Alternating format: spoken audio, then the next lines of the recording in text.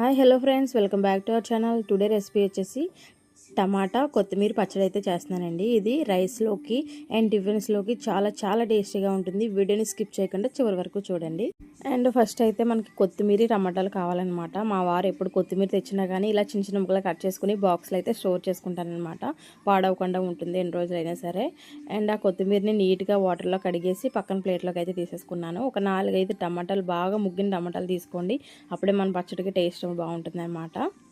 అలాగే ఈ పచ్చడికి కావాల్సిన పోపులు ఫస్ట్ అయితే ప్యాన్ పెట్టుకుని అందులో ఆయిల్ వేసుకుంటున్నాను నేను. ఫస్ట్ పల్లీలు ఫ్రై చేసుకోవాలి. పల్లీలు లైట్గా ఫ్రై అయిన తర్వాత ఒక 3 స్పూన్స్ పచ్చెనగపప్పు, 2 స్పూన్స్ మినపప్పు, 1 స్పూన్ జీలకర్ర, అలాగే 4-5 ఎండుమిర్చి.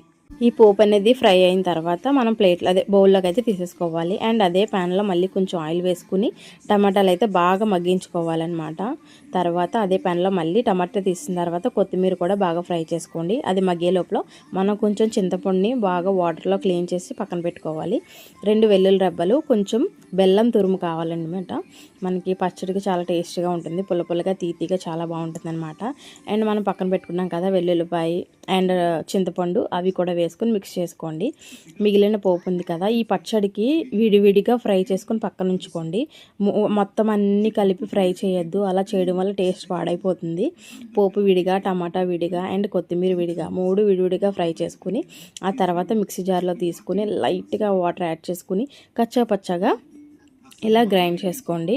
ఎక్కువ వాటర్ వేసి ఎక్కువ చేయొద్దు. ఇలా కచ్చాపచ్చగా ఉంటేనే ఈ పచ్చడి చాలా టేస్టీగా ఉంటుందన్నమాట. చాలా బాగుంటుంది. మీరు కూడా తప్పకుండా ట్రై చేయండి. వేడి మినపట్లో ఆ చట్నీ అలా ముంచుకొని తింటుంటే వావ్, చాలా టేస్టీగా ఉంది. మీరు కూడా తప్పకుండా ట్రై చేయండి. వీడియో నచ్చితే లైక్ చేయండి. Thank you.